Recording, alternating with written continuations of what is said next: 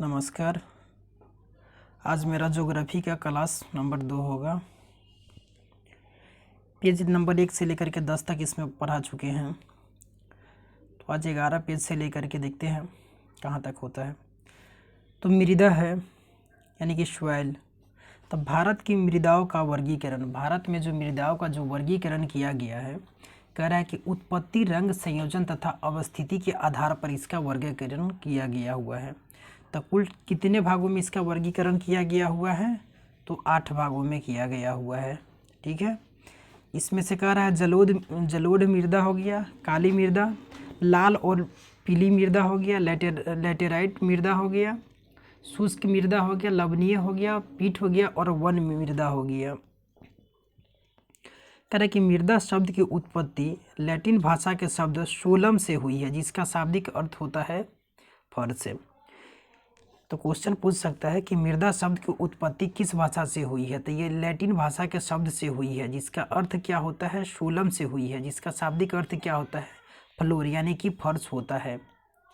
भारत के सर्वाधिक क्षेत्रफल में कौन सी मृदा पाई जाती है? तो ये क्वेश्चन छपता है, ये इम्पोर्टेंट क्वेश्चन है, मोस्ट इम्पोर्टेंट क्वेश्चन है। तो भारत के सर्वाधिक क्षेत्र में कौन सी मृदा पाई जाती है? तो एलुवियल सॉइल, जिसको कछारी मृदा या जलोढ़ मृदा भी कहा जाता है। रेगुर मृदा को किस अन्य नाम से भी जाना जाता है? तो इम्पोर्टेंट क्वेश्चन है ये भी। तो रेगुर मृदा को किस अन्य नाम से जाना जाता है? तो इसको काली मृदा के नाम से भी जाना जाता है। इसको इसमें कपास की खेती किया जाता है, तो कपास वाली मृदा के नाम से भी इसे जाना जाता है। बीपीएससी सीडीपीओ में इससे क्वेश्चन पूछा हुआ था। रेगुर मृदा का सर्वाधिक विस्तार किस कि राज्य में पाया जाता है? तो यानी कि काली मिट्टी का विस्तार जो है ये किस मिट्टी राज्य में सर्वाधिक है? तो महाराष्ट्र में है। लिखो, ये छपेगा क्वेश्चन। मालवा पठार में किस मृदा की अधिकता है? मालवा का जो पठार है इसमें किस मृदा की अधिकता है? तो यहाँ भी जो मृदा है ये काली मृदा की अधिकता है। काली मृदा को स्वतः जुताई वाली मृदा भी कहा जाता है। तो क्वेश्चन बनता है कि किस मृदा को स्वतः जुताई वाली मृदा कहा जाता है? तो काली मृदा को जो स्वतः जुताई वाली मृदा कहा जाता है, जिसमें सिंचाई की कम आवश्यकता पड़ती है। इसमें क्या होता है कि इसमें सिंचाई की कम आवश्यकता होती है। यह मृदा कपास की खेती के लिए सबसे उपयुक्त मानी जाती है। किसकी खेती के लिए उपयुक्त मानी जाती है? तो कपास की खेती के लिए यह सबसे उपयुक्त मानी जाती है। पीला रंग फेरिक ऑक्साइड के कारण होता है, जबकि लाल रंग लोहे के ऑक्साइड के कारण होता है। क्वेश्चन ये भी बना हुआ है। पीला रंग जो होता है, मिट्टी का जो पीला रंग जो होता है फेरिक ऑक्साइड के कारण होता है, जबकि लाल रंग जो होता है ये लोहे के ऑक्साइड के कारण होता है। लैटेराइट मृदा मुख्यतः किन राज्यों में पाई जाती है? तो लैटेराइट जो मृदा है ये केरला में पाया जाता है, कर्नाटक में पाया जाता है और महाराष्ट्र में पाया जाता है। लोहे की मात्रा अधिक होने के कारण कौन सी मृदा दिनों दिन अनुर्वर होती जा रही है? मतलब कि इसमें जो लोहे की जो मात्रा है अधिक हो जाने के कारण ये मृदा है दिन पर दिन क्या होता जा रहा है, इसके जो उर्वरा शक्ति है ये कम होते जा रहा है। तो ऐसा कौन सा मिट्टी के लिए? लैटेराइट मृदा के लिए है। तो अभी इससे पहले क्वेश्चन देखे थे कि ये मृदा कहाँ पाया जाता है? तो केरल में, कर्नाटक में और महाराष्ट्र में। कह रहा है कि मिट्टी की क्षारीयता या मृदा की क्षारीयता को कम करने के लिए जिप्सम का प्रयोग किया जाता है। इसकी जो क्षारीयता होता है ये इसको कम करने के लिए किसका प्रयोग किया जाता है? तो जिप्सम का प्रयोग किया जाता है। ये मोस्ट इम्पोर्टेंट क्वेश्चन है, ये छपेगा। कहता है लैटेराइट मृदा भारत में मुख्यतः कहाँ पाई जाती है? तो लैटेराइट मृदा जो है ये भारत में मुख्यतः कहाँ पाई जाती है? तो मलाबार तटीय प्रदेश में यह पाया जाता है। सबसे कम जल धारण क्षमता किस प्रकार की मिट्टी में होती है? तो सबसे कम जो जल धारण क्षमता होती है ये बलुई दोमट मिट्टी में होती है। पौधों को सबसे अधिक जल किस प्रकार की मृदा से प्राप्त होता है? तो सबसे अधिक जो जल प्राप्त होता है ये चिकनी मिट्टी से प्राप्त होता है। मृदा की उर्वरता बढ़ाने के लिए कौन सी फसल उगाई जाती है? तो जो दलहनी फसल है ये लगाना चाहिए मिट्टी की उर्वरता को बढ़ाने के लिए। लाल और पीला मृदा अम्लीय प्रकृति की होती है। कह रहा है कि लाल और जो पीली मृदा होती है ये कैसी होती है? अम्लीय होती है। जिसमें नाइट्रोजन, फास्फोरस और ह्यूमरस जैव पदार्थों की कमी होती है। अधिकांश जो मिट्टी होता है इसमें इन्हीं सब तत्वों का कमी होती है। चंबल घाटी का निर्माण किस भौगोलिक प्रक्रिया से हुआ है? चंबल घाटी का जो निर्माण है किस भौगोलिक प्रक्रिया से हुआ है? अवनलिका अपरदन से हुआ है। चंबल घाटी का चंबल घाटी जो है मध्य प्रदेश में, इसका कह रहा है निर्माण किसका था? अवनलिका उत्पादन मतलब अपरदन से हुआ है। बीहर क्षेत्र जो बोला जाता है, चाय बागानों के लिए कौन सी मृदा उपयुक्त होती है? तो लैटेराइट जो मृदा है ये काफ़ी चाय बागानों के लिए उपयुक्त होती है। इम्पोर्टेंट क्वेश्चन है। दोमट मृदा में कौन से कण पाए जाते हैं? तो इसमें कौन से कण पाए जाते हैं? तो इसमें जो होता है एलुवियल सॉइल में गाद होता है, मृत्तिका होता है और रेत होता है। भारत की मृदाओं में किस सूक्ष्म तत्व की सर्वाधिक कमी होती है? तो भारत के जो मृदा में सर्वाधिक जो कमी होती है किसका होता है? तो जिंक का कमी हो जाता है, यानी कि जस्ता का जो है ये सर्वाधिक कमी देखने को मिलती है। भारत के मैदान की पुरानी जलोढ़ मृदा कहलाती है। तो पुरानी जो कहलाता है नवीन खादर कहलाता है, और पुरानी जो जलोढ़ मिट्टी जो होता है ये बांगर कहलाती है। तो ये क्वेश्चन छपने वाला क्वेश्चन है, ठीक है। अम्लीय मृदा को यानी कि एसिडिक मृदा को कृषि योग्य बनाने हेतु किस खनिज का प्रयोग किया जाता है? तो अम्लीय जो होगा तो इसमें किसका प्रयोग किया जाएगा? तो लाइम या चूना का प्रयोग किया जाता है, ठीक है। और मतलब कि अगर क्षारीयता जो हो जाता है तो इसमें जिप्सम का प्रयोग किया जाता है, जो पीछे देख चुके हैं। कहता है कि भारत में सर्वाधिक क्षारीय मृदा किस राज्य में पाई जाती है? तो उत्तर प्रदेश में पाया जाता है सर्वाधिक, जो है इम्पोर्टेंट क्वेश्चन। लवणीय मृदा में नाइट्रोजन व चूने की अल्पता पाई जाती है। लवणीय मृदा जो होता है इसमें किसकी कमी पाई जाती है? तो नाइट्रोजन और चूने की कमी पाई जाती है, ठीक है। कहता है कि जैव मृदा का रंग नीला क्यों होता है? तो अम्लीय व फेरस आयरन के कारण जो इसका जो रंग होता है वो नीला होता है। पश्चिमी राजस्थान की मृदा में किस खनिज की अधिकता पाई जाती है? तो इसमें कैल्शियम की अधिकता पाई जाती है। मरुस्थलीय मृदा में किस पोषक तत्व का अभाव पाया जाता है? तो मरुस्थलीय में जो होता है ये नाइट्रोजन का अभाव पाया जाता है। मृदा अपरदन को किस प्रकार रोका जा सकता है? तो इस पर इम्पोर्टेंट क्वेश्चन है। मृदा अपरदन को वनरोपण करके मतलब कि पेड़ पौधे लगा करके इसकी कटाई को मतलब कि मिट्टी का जो कटाव होता है इसको रोका जा सकता है। पीएच मान के अनुसार मृदा की प्रकृति जो होता है ये 1 से 6 तक अम्लीय होता है, 7 उदासीन कहा जाता है, और 8 से 14 जो होता है ये कैसा होता है? तो एल्कलाइन होता है, यानी कि क्षारीय मिट्टी ये होता है। वनस्पतियाँ कह रहा है कि प्राकृतिक वनस्पति जो कह रहा है समूह 1, समूह 2, समूह 3, तो यहाँ से कौन कितना प्रतिशत में है इसको देखना है, ठीक है। विभिन्न प्रकार के वन समूहों का वनावरण जो है यहाँ से क्वेश्चन बहुत कम पूछता है। यहाँ से कहता है कि उष्णकटिबंधीय आर्द्र सदाबहार वन जो होता है इसका प्रतिशत कितना है? तो इसका जो प्रतिशत होता है ये 2.61% ये इसका होता है। किसका? तो उष्णकटिबंधीय आर्द्र सदाबहार जो वन होता है इसका जो प्रतिशत होता है 2.61% होता है। और ये समूह में जो आता है वन समूह 1, समूह 2 पूरा जो दिया गया है, तो उष्णकटिबंधीय सदाबहार वन जो है इसका जो प्रतिशत होता है मतलब कि ट्रॉपिकल सेमी एवरग्रीन फॉरेस्ट जो होता है 9.27% है।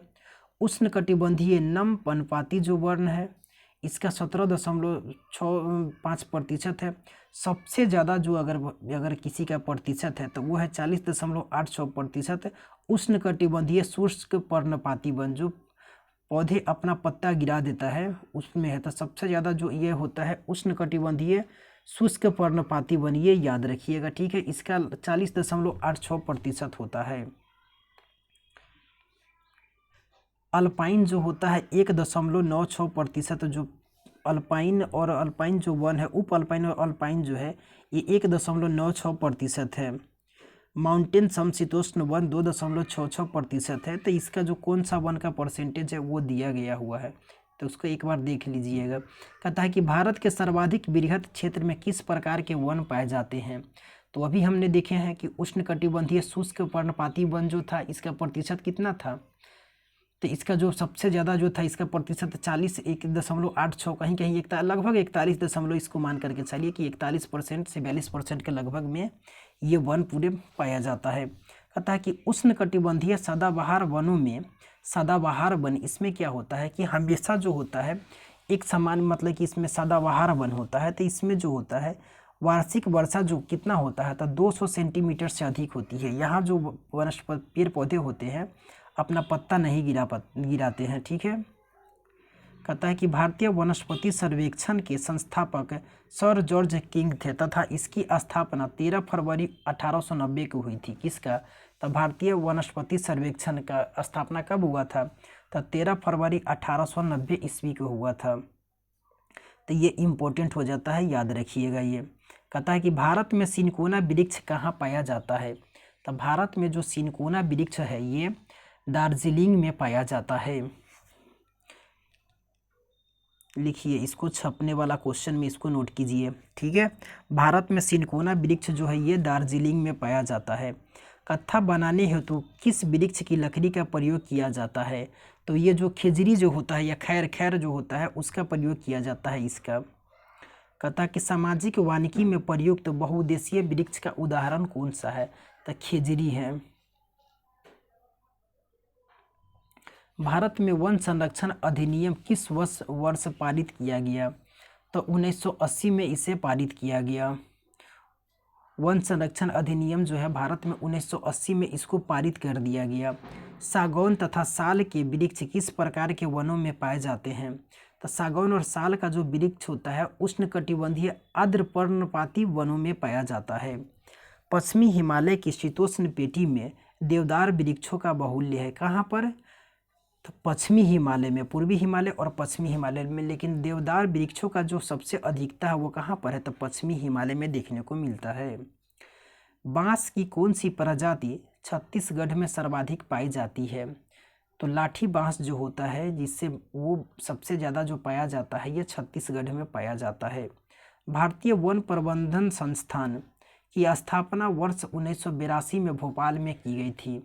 भारतीय प्रबंधन जब आ जाएगा, मैनेजमेंट जब इसमें आ जाएगा तो ये जो पूछेगा वन अनुसंधान देहरादून में है, लेकिन प्रबंधन जो पूछता है ये जो होता है ये भोपाल में किया गया था। कब? तो 1982 में किया गया हुआ था। इधर चलिए ये हो गया। कहता है कि लंबी जड़ों और नुकीले कांटों अथवा सूल युक्त झाड़ियों और वृक्षों वाले वन सामान्यतः पाए जाते हैं। तो ये कहाँ पाया जाता है? तो ये जो है राजस्थान में पाया जाता है। कहता है कि संयुक्त राष्ट्र खाद्य और कृषि संगठन की नवीन रिपोर्ट के अनुसार वार्षिक स्तर पर वन क्षेत्रों में सबसे ज़्यादा वृद्धि में, मतलब कि भारत में विश्व का कौन सा स्थान है? तो वन वृद्धि में जो कह रहा है तो भारत का जो स्थान है ये कहना है तो 8वां स्थान है भारत का वन की वृद्धि मामले में। भोजपत्र वृक्ष कहाँ से पाया जाता है? तो ये भोजपत्र जो वृक्ष होता है, भोज वृक्ष जिसे कहा जाता है, ये कहाँ है? तो ये मतलब लिखिए छपने वाला क्वेश्चन, तो ये हिमालय में से पाया जाता है। पलाश के वृक्ष को जंगल की आग भी कहा जाता है। मोस्ट इम्पोर्टेंट क्वेश्चन, पलाश के वृक्ष को जंगल की आग भी कहा जाता है, ठीक है। भारत के किस राज्य में सागौन के वन पाए जाते हैं? तो भारत के किस राज्य में सागौन के वन पाए जाते हैं? तो ये जो पाया जाता है मेरा मध्य प्रदेश में पाया जाता है, ठीक है। समुद्र तल से सर्वाधिक ऊंचाई पर पाया जाने वाला वृक्ष कौन सा है? तो ये कौन सा वृक्ष है? तो ये देवदार का जो वृक्ष है। चिपको आंदोलन के प्रणेता कौन थे? तो सुंदरलाल बहुगुणा थे। ये मोस्ट इंपोर्टेंट क्वेश्चन में ये हो जाता है, ठीक है। भारतीय वन सर्वेक्षण की स्थापना कब हुई थी? तो भारतीय वन सर्वेक्षण की स्थापना जो हुआ था 1 जून 1981 में हुआ था, ठीक है। कहता है कि भारत में मैंग्रोव वनस्पति कितने क्षेत्रफल में विस्तृत है? तो मैंग्रोव जो वनस्पति है इसका डाटा लेटेस्ट ही दिया हुआ है 4992 वर्ग किलोमीटर में 2021 का ये डाटा दिया गया हुआ है। 4992 वर्ग किलोमीटर में ये है। कहता है कि भारतीय वन प्रबंधन संस्थान की स्थापना 1900 बता चुके हैं, 82 में भोपाल में की गई थी। कह रहा है कि भारत के 8 वनस्पति क्षेत्र जो है, कह रहा है कि ठीक है, पश्चिमी हिमालय क्षेत्र के बारे में है। इसमें इसका जो विस्तार है कश्मीर से लेकर के कुमायूं हिमालय तक इसका विस्तार है। शीतोष्ण इसके वनस्पति का जो वितरण इसमें जो है शीतोष्ण कटिबंधीय भाग है, जिसमें से चीड़ का, देवदार का, शंकुधारी वृक्ष जिसे कोनिफर्स कहा जाता है, वह चौड़ी पत्ती वाले शीतोष्ण वृक्ष यहाँ देखने को मिलती है। अल्पाइन तो शीतोष्ण के ऊपरी सीमा में जो पाया जाता है ये होता है। तो श्वेत देवदार, श्वेतभुज और वृक्ष व सदाबहार वृक्ष जो होता है ये पश्चिमी हिमालय का है। तो शीतोष्ण कटिबंधीय जो भाग में पश्चिमी हिमालय क्षेत्र में ये देखने को मिलता है, इसमें से इम्पोर्टेंट है चीड़ के वृक्ष, देवदार के वृक्ष, शंकुधारी वृक्ष। पूर्वी हिमालय क्षेत्र का जो सिक्किम से दार्जिलिंग तक का जो क्षेत्र है, इसमें शीतोष्ण क्षेत्र में जो आता है ओक आता है, तो इम्पोर्टेंट है। जायफल आता है, बड़े फलों वाले सदाबहार वृक्ष और छोटी बेत के जंगल में पाए जाते हैं। तो इसमें ओक और जायफल याद रखिएगा। पूर्वी हिमालय क्षेत्र में असम क्षेत्र का जो होता है, जहाँ से ब्रह्मपुत्रा और सुरमा नदी घाटियों के बीच का है ये, तो इसमें सदाबहार वन होता है असम क्षेत्र में। इसमें क्या होता है कि यहाँ सदाबहार वन और बीच बीच में घने बांसों तथा लंबी घासों के झुरमुट है, मतलब कि यहाँ बीच बीच में जो है काफ़ी मतलब कि घास उस देखने को मिलता है। कहता है कि सिंधु का मैदानी क्षेत्र जो है पंजाब, पश्चिमी राजस्थान और उत्तरी गुजरात के मैदान में इसको देखने के मिलता है। सिंधु का मैदानी क्षेत्र जो है ये कैसा है, तो यह क्षेत्र शुष्क और गर्म है। कैसा है, तो शुष्क और गर्म है। इसमें कंटीले वन और झाड़ियाँ मिलती है। गंगा का मैदानी जो क्षेत्र है जिसमें इसमें क्या होता है, इसका कच्छारी मैदान तक इसका विस्तार है। इसमें गेहूँ, चावल और गन्ने की खेती की जाती है। दक्कन का जो क्षेत्र है, दक्कन का क्षेत्र भारतीय प्रायद्वीप समग्र भूमि जो है दक्कन का क्षेत्र में यहाँ तक है। इसमें कहता है कि पतझड़ वाले वृक्षों के जंगलों से लेकर के तरह तरह की जंगली झाड़ियाँ के वन इसमें पाए जाते हैं दक्कन क्षेत्र में। मालाबार क्षेत्र ये इम्पोर्टेंट है, ये प्रायद्वीपीय तट है। घने जंगलों के अतिरिक्त इसमें व्यापारिक फसलें उगाई जाती है। इसमें क्या होता है, जैसे कि इसमें देखिए नारियल हो गया, सुपारी हो गया, काली मिर्च हो गया, कॉफ़ी हो गया, चाय हो गया, रबर और काजू, ये सब जो पाया जाता है ये सब किस क्षेत्र में आता है, ये जो क्षेत्र है मालाबार क्षेत्र में ये देखा जाता है। कहाँ पर, तब प्रायद्वीपीय तट के पास। तो अंडमान क्षेत्र जो हो गया ये अंडमान द्वीप में, इसमें सदाबहार वन पाया जाता है, अर्ध सदाबहार भी, कक्ष वनस्पति, समुद्र तटीयों और अफलावी जंगलों की अधिकता इसमें देखने को मिलती है। आगे है मेरा भारत के प्रमुख वानिकी शोध संस्थान। यहाँ से इम्पोर्टेंट है, यहाँ से 1-2 क्वेश्चन एग्जाम में देखने को मिल जाता है। फॉरेस्ट रिसर्च इंस्टीट्यूट, इसका स्थापना कब किया गया था, तो इसका जो स्थापना हुआ था 1906 ईस्वी में इसकी स्थापना किया गया था। इसका जो हेड क्वार्टर है देहरादून में है, मोस्ट इम्पोर्टेंट। और किस राज्य में पड़ता है, तो ये उत्तराखंड राज्य है। एरिड फॉरेस्ट रिसर्च इंस्टीट्यूट जो है ये है 1985 में जोधपुर में, Rajasthan. Institute of wood science and technology, wood science and technology 1938 Bengaluru Karnataka में। Rain forest research institute Jorhat Assam में पड़ता है। ये इम्पोर्टेंट है। 4 नंबर 1 नंबर 4 नंबर काफ़ी इंपॉर्टेंट है। रेन फॉरेस्ट रिसर्च इंस्टीट्यूट जो है ये 1988 में हुआ था। ये जो हुआ था जोरहाट असम में हुआ था। Institute of forest genetics and tree breeding जो है 1988 कोयम्बटूर तमिलनाडु में है। ट्री ब्रीडिंग जो है ये तमिलनाडु में है। Centre of social forestry and eco rehabilitation जो है प्रयागराज में है, 1992 में हुआ था। हिमालयन फॉरेस्ट रिसर्च इंस्टीट्यूट, ये भी इम्पोर्टेंट है, 1977 में इसका स्थापना शिमला में है। ये हिमालयन फॉरेस्ट रिसर्च इंस्टीट्यूट, इसका जो कहाँ है ये, तो ये शिमला में है, Himachal Pradesh. Advance centre for biotechnology and mangrove forest जो है ये हैदराबाद 1997 में। Tropical forest research institute 1988 Jabalpur में पड़ता है, मध्य प्रदेश के। Institute of forestry research and human research development 1995 Chhindwara Madhya Pradesh में। इंस्टीट्यूट ऑफ फॉरेस्ट प्रोडक्टिविटी जो है ये रांची झारखंड में है। Indian plywood industries research and training institute जो है ये बेंगलुरु में कर्नाटक में है। जीबी पंत हिमालय पर्यावरण और विकास संस्थान जो है ये अल्मोड़ा उत्तराखंड में पड़ता है, यह इम्पोर्टेंट हो जाता है। उष्णकटिबंधीय वनस्पति उद्यानों और अनुसंधान संस्थान जो है तिरुवनंतपुरम केरल में पड़ता है। वृक्षों को बचाने के लिए चिपको आंदोलन की शुरुआत उत्तराखंड के टिहरी गढ़वाल जनपद से की गई थी। जो सुंदरलाल बहुगुणा जो इसके प्रणेता थे। बायोडाइवर्सिटी, ये लद्दाख में जो यहाँ से क्वेश्चन पूछता है, यहाँ जो जैसे हेमिस जो हो गया, तो हेमिस जो पड़ता है ये लद्दाख का हेमिस है, ठीक है। और उसके बाद जो जम्मू कश्मीर जो पड़ता है सलीम अली, दाचीगराम, किश्तवाड़, काजीनाग, ये सब जो पड़ता है ये सब जम्मू कश्मीर का है।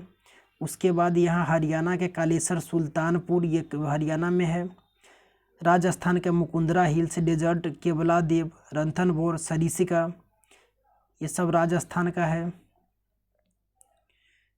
हिमाचल प्रदेश में जो देखने को मिलता है, हिमाचल प्रदेश में बृहद हिमालय, इंद्रकीला, खीरगंगा, पीन घाटी, सिम्बालवारा, ये सब हिमाचल प्रदेश में है। जिम कार्बेट उत्तराखंड में, गंगोत्री, पशु विहार, नंदा देवी, राजा जी, फूलों की घाटी, ये सब कहाँ है, तो ये सब जो है ये उत्तराखंड में है। तो क्वेश्चन पूछता है फूलों की घाटी और जिम कार्बेट, ये काफ़ी इंपॉर्टेंट है। नोकरेक जो है ये मतलब कहाँ है, ये मतलब नोकरेक जो पड़ता है ये मेघालय में नोकरेक जो है रीज है ये मेघालय में है, ये इम्पोर्टेंट है। यहाँ से इम्पोर्टेंट याद रखिएगा, नोकरेक जो है रीज ये मेघालय में। उसके बाद में माउलिंग और नामदफा अरुणाचल प्रदेश में, ये इम्पोर्टेंट हो जाता है। डिब्रू साइखोवा, काजीरंगा, मानस, नामेरी, रायमोना, देहिंग, ओरांग, पटकाई, ये सब जो पड़ता है ये असम का है। वाल्मीकि एकमात्र ये बिहार का है। कंचनजंगा ये सिक्किम में पड़ जाता है, ठीक है, मध्य प्रदेश का है। दुधवा जो पड़ता है राष्ट्रीय उद्यान, ये कहाँ है, तो ये उत्तर प्रदेश का हो जाता है।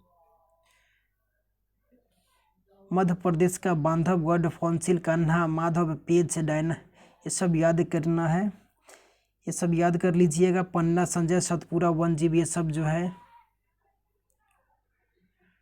गुजरात का है। ब्लैक बक, गिर, मरीन, कच्छ की खाड़ी, ये सब गुजरात में है। ये मैप बना करके दे दिया गया है कौन कहाँ का इम्पोर्टेंट है। तो पूछता है महावीर एक यहाँ से इम्पोर्टेंट हो जाता है जो गोवा में पड़ता है। अंशी, बांदीपुर, बनेरघट्टा, कुदेरमुख, नागरहोल, ये कर्नाटक का है। अनाईमुडी इम्पोर्टेंट हो जाता है, ये केरल का है। पापीकोंडा आंध्र प्रदेश का है। गुरु घासीदास ये छत्तीसगढ़ का है। सुंदरवन ये काफ़ी इम्पोर्टेंट है, ये सुंदरवन जो पड़ता है ये पश्चिम बंगाल में। महात्मा गांधी मरीन जो है ये अंडमान निकोबार में पड़ता है। शैडल पीक भी यहीं पर है।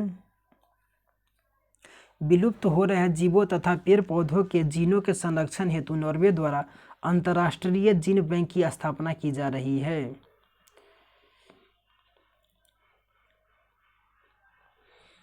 कह रहा है कि भारत का सबसे बड़ा वनस्पति उद्यान कहाँ स्थित है, तो भारत का जो सबसे बड़ा वनस्पति उद्यान है ये कोलकाता में स्थित है। काजीरंगा राष्ट्रीय उद्यान जो असम में है किसके लिए प्रसिद्ध है, तो ये क्वेश्चन छपता है। तो ये जो है एक सींग वाले गैंडे के लिए ये प्रसिद्ध है। कहता है कि महात्मा गांधी मरीन राष्ट्रीय उद्यान अभी पीछे देखे चुके थे इसको, अंडमान और निकोबार द्वीप समूह में ये स्थित है। जीवाश्म नेशनल पार्क जो फॉसिल जो नेशनल पार्क है ये कहाँ पर है, मांडला मध्य प्रदेश में है। कान्हा राष्ट्रीय उद्यान किसके लिए प्रसिद्ध है, मध्य प्रदेश का जो कान्हा राष्ट्रीय उद्यान है ये रॉयल बंगाल टाइगर के लिए ये प्रसिद्ध है। उसके आगे कह रहा है कि वर्ष 1974 में स्थापित नामदफा राष्ट्रीय उद्यान किस राज्य में है, तो नामदफा जो है ये इम्पोर्टेंट है, अरुणाचल प्रदेश में है। बांदीपुर राष्ट्रीय उद्यान किस वर्ष 1974 में स्थापित हुआ था। नागरहोल राष्ट्रीय उद्यान जो कर्नाटक का परिवर्तित इसका जो था इसका परिवर्तित नाम अब क्या हो गया, तो राजीव गांधी राष्ट्रीय उद्यान इसका नाम हो गया। नोकरेक जैव मंडलीय क्षेत्र किस राज्य में अवस्थित है, तो नोकरेक जो है ये मेघालय में अवस्थित है। ये क्वेश्चन बहुत बार पूछा जा चुका है। भारत का प्रथम राष्ट्रीय उद्यान कौन सा है, तो जिम कार्बेट राष्ट्रीय उद्यान उत्तराखंड में। कह रहा है कि रणथंभौर वन्य जीव विहार किस राज्य में स्थित है? तो राजस्थान में ये स्थित है। जिम कॉर्बेट राष्ट्रीय उद्यान का नाम बदल करके रामगंगा कर दिया गया हुआ है। कहता है कि महत्वपूर्ण वन्यजीव अभ्यारण्य जो है, यहाँ से हमें देखना, कहता है कि आंध्र प्रदेश, ठीक है, तो आंध्र प्रदेश में कोई वन्यजीव अभ्यारण्य, आंध्र प्रदेश में वन्यजीव कोरिंगा, कोलेरू, पुलिकट, नागा अर्जुन सागर। तेलंगाना में नागा अर्जुन सागर, श्रीशैलम जो है ये तेलंगाना में है। प्राणहिता बिहार में बरेला झील पड़ता है, ये बिहार का है। वर्तमान में सलीम अली जुब्बा साहनी पक्षी विहार इसका नाम कर दिया गया हुआ है। भीमबाद गौतम बुद्ध कांवर झील बिहार का है। कैमूर वाल्मीकि विक्रमशिला गंगा डॉल्फिन ये सब चंडीगढ़ में पड़ता है। सुखना झील ये पूछा गया हुआ क्वेश्चन है कि सुखना झील किस राज्य में है, तो चंडीगढ़ का है। अचानकमार सीता नदी ये छत्तीसगढ़ का है। गोवा के भगवान महावीर जो है ये गोवा में पड़ता है, ठीक है। उसके बाद में गुजरात का ग्रेट इंडियन बस्टर्ड गुजरात में है। गिर गुजरात का है, काफ़ी इम्पोर्टेंट है। कच्छ की खाड़ी गुजरात। नल सरोवर नारायण सरोवर पूर्णा जंगली गधा वाइल्ड मतलब कि जो मिलता है ये कहाँ था? गुजरात में। हिमाचल प्रदेश के चंद्रताल पोंग डंग झील रेणुका इम्पोर्टेंट है। जम्मू कश्मीर के चांगथाल शीत मरुस्थल सुरिनसर मानसर। झारखंड के डालमा गौतम बुद्ध हजारीबाग पारसनाथ पलामू। कर्नाटक के डांडेली घाट परवा चिंचोली ताल कावेरी। केरल का इडुक्की काफ़ी इम्पोर्टेंट है, ये याद रखिएगा। इडुक्की यहाँ से क्वेश्चन पूछता है। इडुक्की है, पराम्बिकुलम है, वायनाड है, मालाबार है, ये सब केरल में है, यहाँ से इम्पोर्टेंट हो जाता है ये। मध्य प्रदेश में वन्यजीव जो है, मध्य प्रदेश में गांधी सागर राष्ट्रीय, चंबल हो गया, पन्ना हो गया, रातापानी हो गया, सोन घड़ियाल। महाराष्ट्र के इसमें जो पेनगंगा है काफ़ी इम्पोर्टेंट है महाराष्ट्र में, ठीक है, इससे याद रखिएगा महाराष्ट्र के पेनगंगा। उड़ीसा का भीतरकनिका इम्पोर्टेंट है। चिलिका इम्पोर्टेंट है। सतकोसिया जॉर्ज इम्पोर्टेंट है। शिमलीपाल इम्पोर्टेंट है। पंजाब का हरीके झील जो है पड़ता है, ये पंजाब में पड़ता है। राजस्थान का जो है माउंट आबू राजस्थान का है। सरिस्का है। जवाहर सागर है। राष्ट्रीय चंबल वन है। तमिलनाडु के कोडाई कैनाल पड़ता है। इंदिरा गांधी यहाँ का इम्पोर्टेंट है। उत्तर प्रदेश का पटना पक्षी विहार ये पूछा जाता है किस राज्य में है, ठीक है, तो उत्तर प्रदेश में पड़ता है पटना पक्षी विहार। ये लुटेरा प्रश्न हो जाता है। महावीर स्वामी राष्ट्रीय चंबल। उसके बाद कह रहा है कि असोला घाटी जो पड़ता है, इंदिरा प्रियदर्शनी इसका भी नाम, तो असोला घाटी दिल्ली में। अरुणाचल प्रदेश के पखुई और असम के दीपोर बिल असम में, ये इम्पोर्टेंट है दीपोर बिल, ठीक है। दीपोर बिल वन्यजीव अभ्यारण्य पूछा जाता है किस राज्य में है, तो ये असम में है। कार्बी आंगलांग जो है, पूर्वी कार्बी आंगलांग, ये भी असम का है। मिजोरम का नाम दफा ऐसा जो आता है ना, दम्पा जो है ये यहाँ पड़ता है। और सिक्किम का किताम जो है, और त्रिपुरा के गुमटी पड़ता है, इम्पोर्टेंट है। नागालैंड के जो पड़ता है ये है फाकिम है नागालैंड का। और उत्तराखंड का केदारनाथ। भारत का प्रथम गिद्ध प्रजनन केंद्र जो है पिंजौर हरियाणा में, जबकि दूसरा जो कहता है राजभट खावा पश्चिमी बंगाल में स्थित है, ठीक है। कह रहा है कि सिमलीपाल वन्य जीव अभ्यारण्य उड़ीसा राज्य के किस जिले में स्थित है, तो ये जो स्थित है मयूरभंज जिला में स्थित है। भरतपुर पक्षी विहार राजस्थान भारत में साइबेरियन सारस के लिए प्रसिद्ध है। इसे केवला देवघाना पक्षी विहार के नाम से भी जाना जाता है। तो ये मोस्ट इम्पॉर्टेंट क्वेश्चन है। ये केवला देवघाना पक्षी अभ्यारण्य किसके लिए प्रसिद्ध है, तो साइबेरियन सारस के लिए यहाँ पर आता है। संयुक्त राष्ट्र महासभा ने किस दशक को जैव विविधता का दशक घोषित किया था, तो वर्ष 2011 को से 20 को घोषित किया था। बांधवगढ़ राष्ट्रीय उद्यान की स्थापना 1968 में हुआ था। एकमात्र अभ्यारण्य जहाँ कश्मीरी स्टैग पाया जाता है, मतलब कश्मीरी मिर्ग पाया जाता है, तो दाचीगरम राष्ट्रीय उद्यान हो जाता है, जो पड़ता है मेरा जम्मू कश्मीर में। जंगली गधा कहाँ पाया जाता है? तो कच्छ के रण में। ठीक है। तो शेर की पूंछ वाला मकाऊ, मतलब मकाऊ जो कहाँ पाया जाता है? तो ये जो पाया जाता है मेरा साइलेंट वैली राष्ट्रीय उद्यान जो है केरल में। कहता है कि मुदुमलाई पशु बिहार किन दो राज्यों की सीमा पर स्थित है? तो ये जो है कर्नाटक और केरल की सीमा पर स्थित है। ये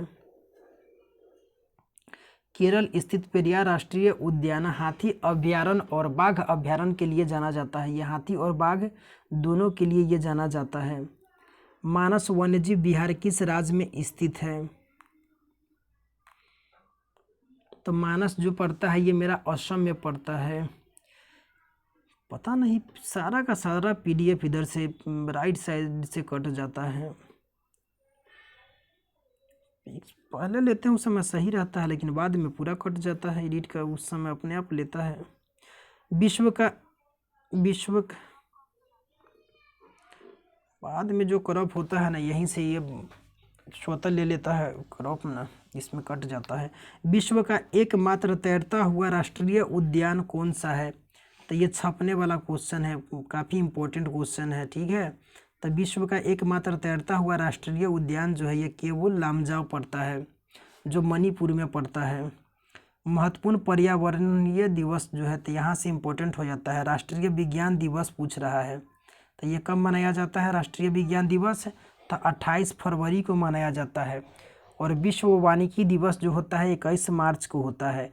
विश्व जल दिवस 22 मार्च। जल और पृथ्वी, तो जल पहले आता है जल, तो ये जल और पृथ्वी जो होता है, तो पृथ्वी जो होता है जल पहले कौन आता है? तो मार्च आता है, तो 22 मार्च ये हो गया।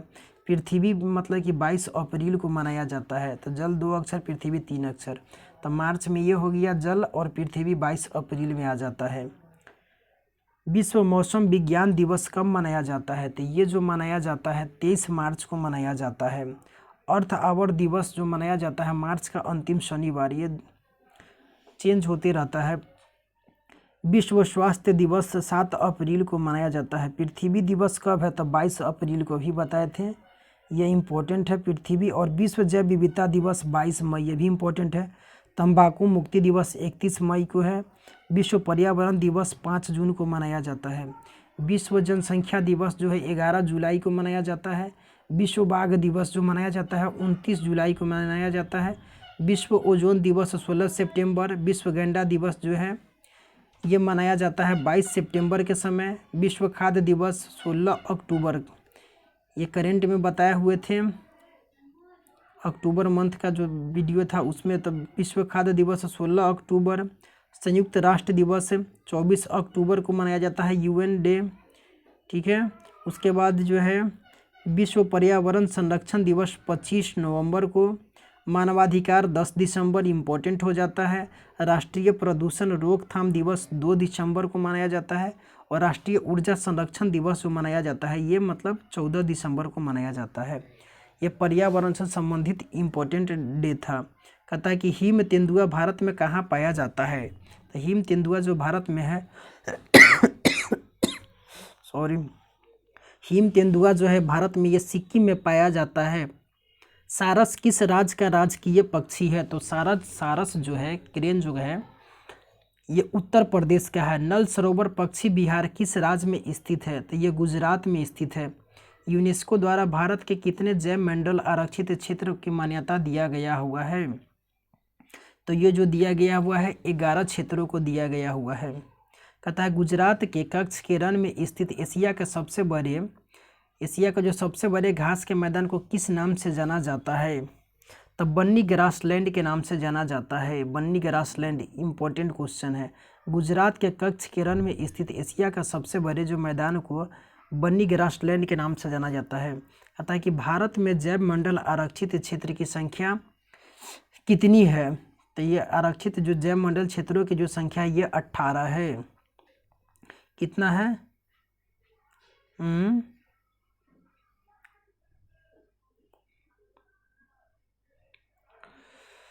अच्छा, कह रहा है कि गर्म पानी अभयारण्य किस राज्य में स्थित है? तो गर्म पानी अभयारण्य जो स्थित है ये असम में स्थित है। क्वागा किस पशु की विलुप्त प्रजाति है? ये जो है जेबरा की जो विलुप्त प्रजाति है कौन सा है? तो क्वागा जो है किसका है विलुप्त प्रजाति? तो ये जेबरा का है। डॉक्टर सलीम अली भारतीय पक्षी विज्ञानी के रूप में प्रसिद्ध है। काफ़ी इंपॉर्टेंट क्वेश्चन है। पक्षी वैज्ञानिक के रूप में किसे जाना जाता है? तो डॉक्टर सलीम अली को। कंचनजंगा राष्ट्रीय पार्क जो सिक्किम में की स्थापना जो स्थित है, इसकी स्थापना कब किया गया था? तो 1977 में इसका स्थापना किया गया हुआ था। प्रसिद्ध गिर वन किस राज्य में स्थित है? तो गिर वन जो स्थित है कहाँ स्थित है? तो ये गुजरात में है। ठीक है। गिर वन एशियाई शेर के लिए प्राकृतिक पर्यावरण मतलब कि आवास का काम करता है। भारतीय प्राणी सर्वेक्षण जूलॉजिकल सर्वे ऑफ इंडिया का मुख्यालय कहाँ पर है? तो ये क्वेश्चन छपेगा। तो ये जो है कोलकाता में है। राष्ट्रीय बाघ संरक्षण प्राधिकरण NTCA की स्थापना वर्ष 1973 में की गई थी, जिसका उद्देश्य बाघों का सर्वांगीण संरक्षण करना है।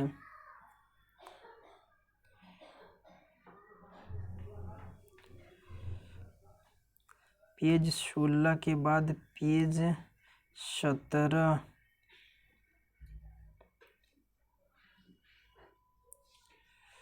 इसमें कह रहा है जय मंडल नंदा देवी स्थित है, तो पढ़ा दिए हुए थे।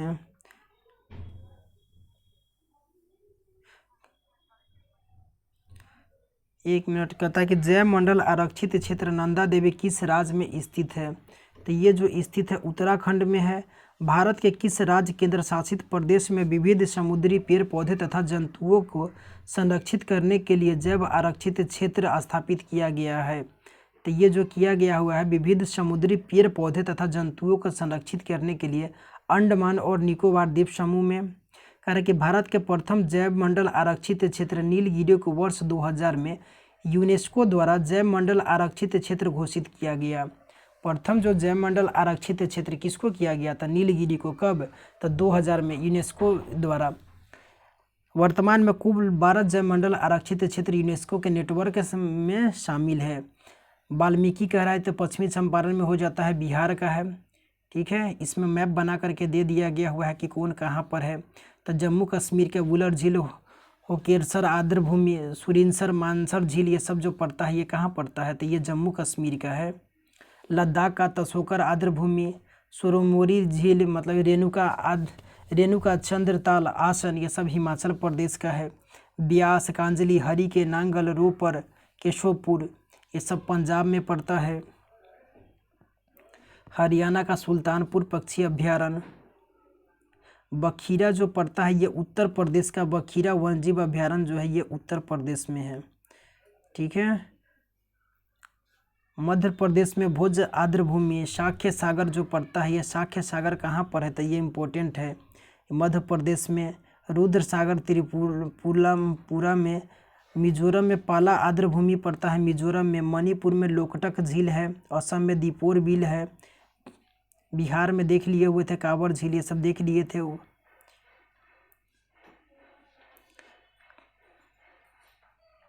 भारत में रामसर स्थल की संख्या कुल 54 बता रहा है। अभी इसमें लगभग 75 से अधिक 75 का करीब हो चुका है। कहता है कि 18 जैव मंडलीय आरक्षित क्षेत्र जो कह रहा है इसकी स्थापना नीलगिरी का 1986 में। तमिलनाडु, केरल और कर्नाटक 3 राज्यों में इससे संबंधित है। ये नीलगिरी। नंदा देवी उत्तराखंड में। नोकरेक मेघालय में। स्थापना याद भी नहीं होगा तो कोई बात नहीं, लेकिन इसका राज्य याद होना चाहिए। नीलगिरी 86 में है। नंदा देवी 1988 में है। नोकरेक भी 88 में है। मन्नार की खाड़ी तमिलनाडु में पड़ता है। सुंदरवन पश्चिम बंगाल। मानस असम। ग्रेट निकोबार अंडमान निकोबार। सिमलीपाल उड़ीसा। डिब्रू सैखोवा असम में पड़ता है। दिहांग दिबांग अरुणाचल प्रदेश 1999 में। पंचमढ़ी मध्य प्रदेश। कंचनजंगा सिक्किम। अगस्तमलाई तमिलनाडु। अचानकमार जो पड़ता है मध्य प्रदेश। कच्छ का रण गुजरात। Cold desert Himachal Pradesh. शेषाचलम पहाड़ी ये इम्पोर्टेंट है, ये आंध्र प्रदेश। पन्ना मध्य प्रदेश। वन जीव संरक्षण जो परियोजनाएं है, बाघ परियोजना ये पूछता है, इसका साल इम्पोर्टेंट है, ये ईयर पूछता है तो 1973 में ठीक है। बाघों की संख्या में कमी को रोकना तथा उनकी संख्या में वृद्धि करना। गिद्ध संरक्षण 2006 में, गिर परियोजना 1973 में, हाथी परियोजना 1992 में, यहाँ डेट इम्पोर्टेंट है, कस्तूरी मृग 1970 और लाल पंडा 96। तो इसमें से तीन चार बाघ इम्पोर्टेंट हो जाता है, गिद्ध इम्पोर्टेंट है, उसके बाद में हाथी परियोजना, ये 3 गो इम्पोर्टेंट है यहाँ से। इसका तीनों का साल बाघ परियोजना 1973, हाथी परियोजना 92 में और गिद्ध संरक्षण 2006 में। गिद्धों की संख्या में मतलब कि पशुओं के कारण जो दी जाने वाला जो डाइक्लोफिनॉक था ये जो दवा था, इसके खाने से क्या हुआ कि गिद्धों का मृत्यु अधिक हो गया। गिर अभ्यारण्य जो है ये गुजरात में, ठीक है, एशियाई शेर पाया जाता है,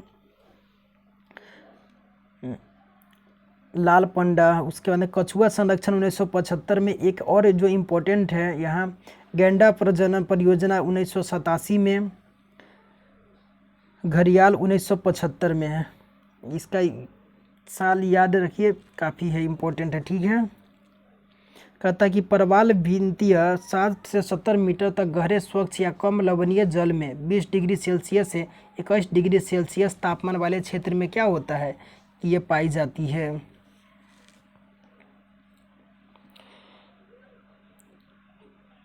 तो पेज 18 तक आज बना, पीडीएफ का पिक्चर लिए थे, यह 18 तक ये कंप्लीट हुआ। तो ये जो है पार्ट 2 है।